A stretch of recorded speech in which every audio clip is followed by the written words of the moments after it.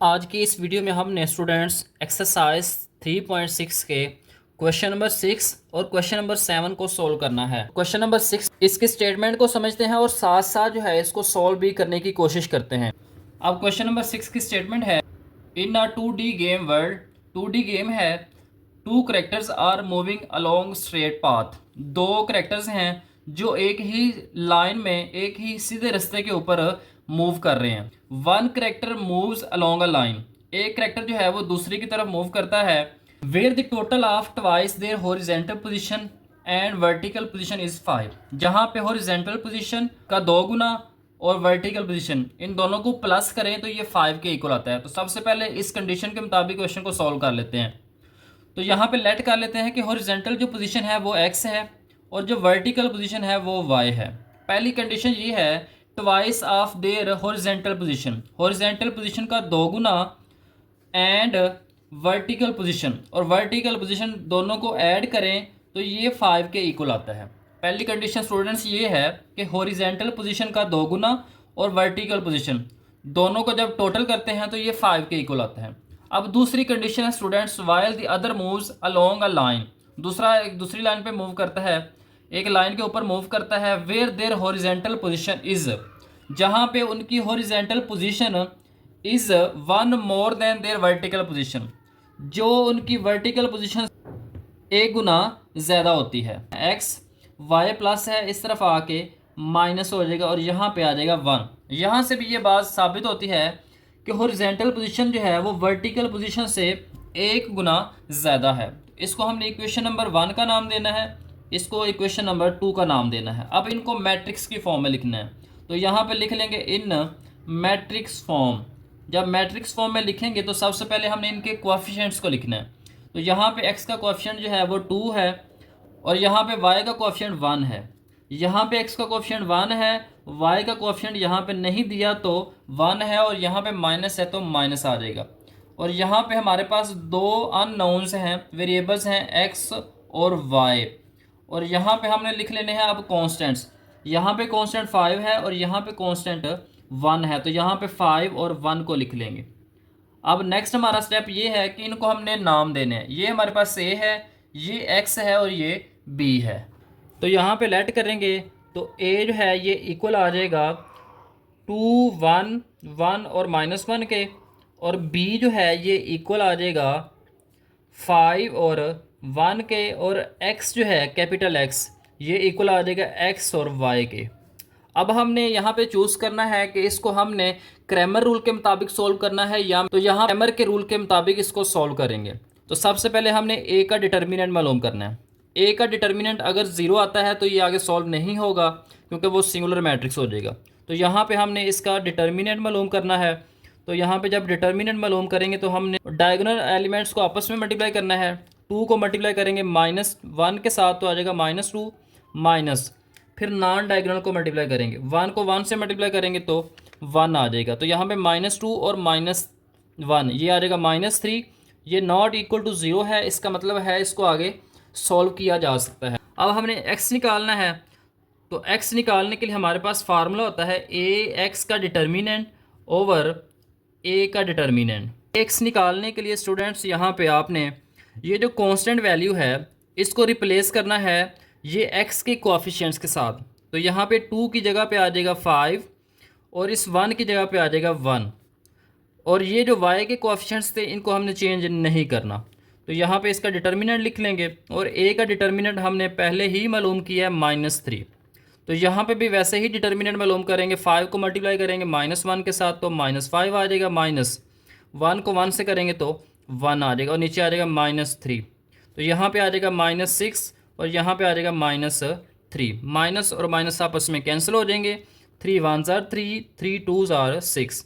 तो यहाँ पे x की वैल्यू आ गई है 2। अब हमने y की वैल्यू को मालूम करना है। तो y की वैल्यू के लिए हमारे पास फार्मूला होता है a y का डिटर्मिनेंट ओवर a का डिटर्मिनेंट। अब a y का डिटर्मिनेंट कैसे निकालते हैं, ये जो हमारे पास कांस्टेंट है इसको रिप्लेस करना है y के कोएफिशिएंट्स के साथ। x के कोएफिशिएंट्स को चेंज नहीं करना, तो 2 और 1 ऐसे ही आ जाएंगे। इस 1 की जगह पे आ जाएगा 5 और इस -1 की जगह पे आ जाएगा +1। तो यहाँ पे इसका डिटर्मिनेंट लिख लेंगे ओवर -3 ए का डिटर्मिनेंट। तो यहाँ पे हम मल्टीप्लाई करेंगे डायगनल को, 2 को 1 से मल्टीप्लाई करेंगे तो 2 आ जाएगा, -1 को मल्टीप्लाई करेंगे 5 के साथ तो 5 आ जाएगा, और यहाँ पे आ जाएगा -3। प्लस माइनस करेंगे 2 -5, यहाँ पे आ जाएगा -3, और यहाँ पे भी आ जाएगा -3। माइनस और माइनस आपस में कैंसिल हो जाएंगे, 3 1 जार 3। तो यहाँ पे y जो है ये इक्वल आ जाएगा 1 के। x की वैल्यू 2 है और y की वैल्यू 1 है। अब क्वेश्चन में ये हमने बताना था, find their point of intersection by using matrices. हमने बताना है कि वो कौन सा पॉइंट है जहाँ पे वो दोनों करेक्टर्स आपस में मिलते हैं। तो यहाँ पे हम लिख सकते हैं hence point of intersection is, सबसे पहले हमने x लिखना है कॉमा, फिर हमने y लिखना है, क्योंकि पॉइंट को जब भी लिखते हैं स्टूडेंट्स पहले x कोऑर्डिनेट होता है फिर y कोऑर्डिनेट होता है। That's it. Next question number 7 है। तो क्वेश्चन नंबर 7 है 2 years ago a man was 5 times as old as his son was. 2 साल पहले एक शख्स की उम्र अपने बेटे की उम्र से 5 गुना ज़्यादा थी। After 6 year he will be 3 times। 6 साल के बाद उसकी उम्र जो है वो 3 गुना ज़्यादा है एज ओल्ड एज हिज सन।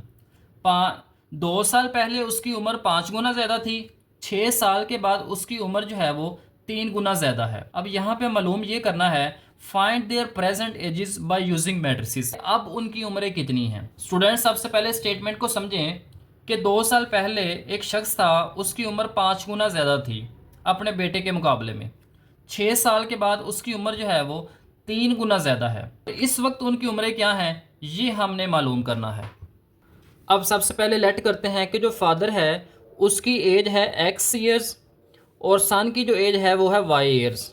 सबसे पहले इनको लेट कर लेना करना है। सबसे पहले मालूम करना है कि 2 years अगो जो है वो उम्र कितनी थी। अब जब भी अगो का लफ्ज़ आएगा स्टूडेंट्स आपने याद रखना है कि फादर की एज में से भी माइनस होगा और जो सन है उसकी एज में से भी माइनस होगा। अब कितने साल है, 2 year है, तो यहाँ भी 2 माइनस कर देंगे और यहाँ पे भी 2 माइनस कर देंगे।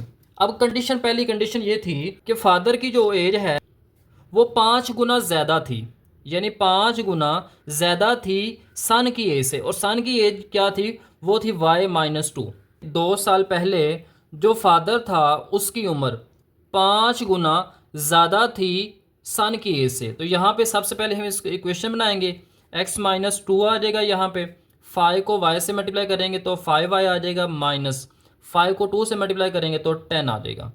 तो यहाँ पे इसको मज़ीद सिंप्लीफाई किया जा सकता है, x और ये 5y प्लस का है, इस तरफ आके माइनस का हो जाएगा, तो यहाँ पे आ जाएगा -5y, -2 जब इस तरफ आएगा तो प्लस का 2 हो जाएगा, तो यहाँ पे हो जाएगा -10 + 2, तो x - 5 ये इक्वल आ जाएगा -8 के।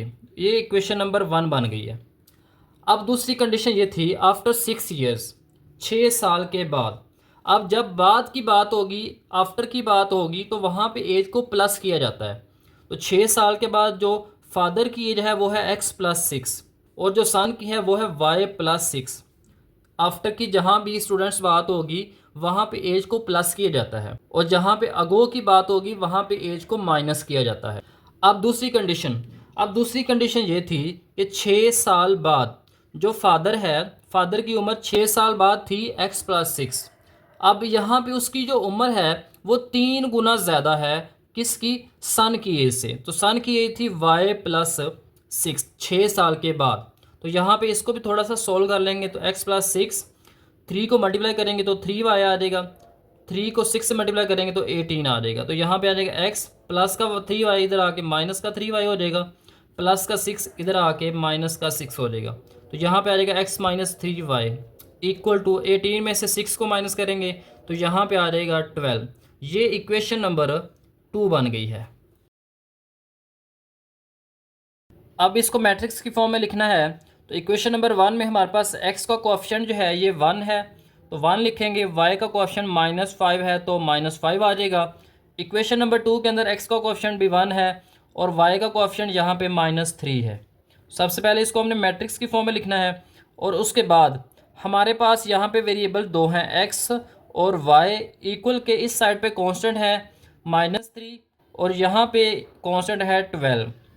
ये a है, ये x है और ये b है। अब यहाँ पे इनके नाम रख लेने हैं। तो सबसे पहले ए का डिटर्मिनेंट मालूम करना है। तो यहाँ पे आएगा 1 -5, यहाँ पे आएगा 1 और -3।